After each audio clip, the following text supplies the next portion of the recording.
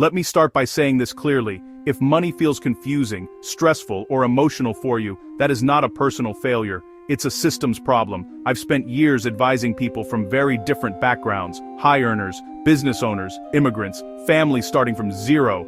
And I can tell you this, most people were never taught how money actually works. Today, I'm going to explain everything about money, step by step, in plain language, not to make you rich overnight, but to help you build stability, confidence, and long-term peace of mind. No hype, no shortcuts, just the truth. Money is not success.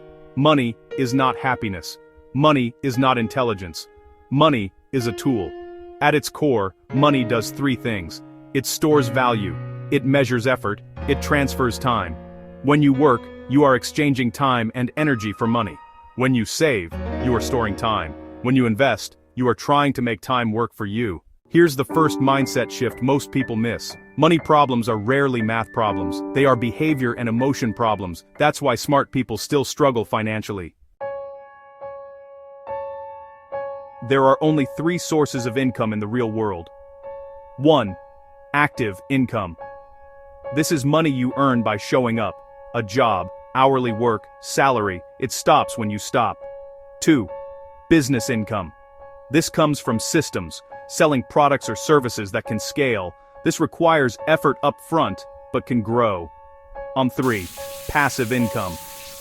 This is income generated by assets, investments, dividends, rental property. This is the slowest to build but the most stable long-term. Here's the professional truth. You cannot budget your way out of insufficient income. Saving matters, but income is the engine. Most people think they have an income problem. In reality, they have a lifestyle mismatch. There are two types of expenses: fixed needs, housing, food, transportation, variable wants, subscriptions, dining, convenience spending.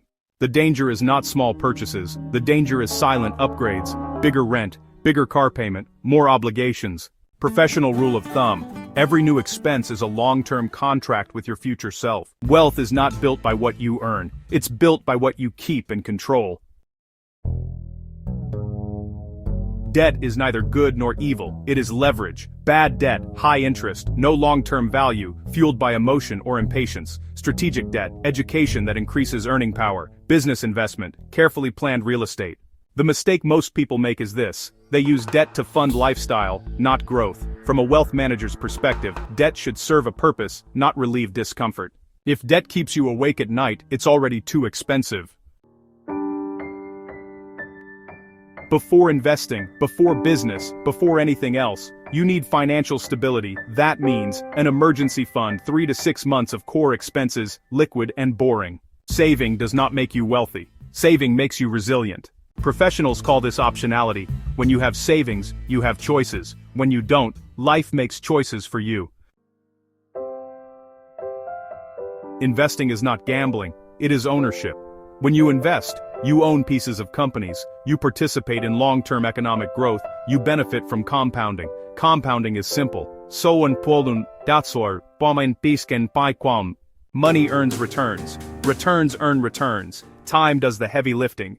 The biggest mistake beginners make is trying to be clever. Professionals focus on consistency, diversification, time in the market, not timing the market.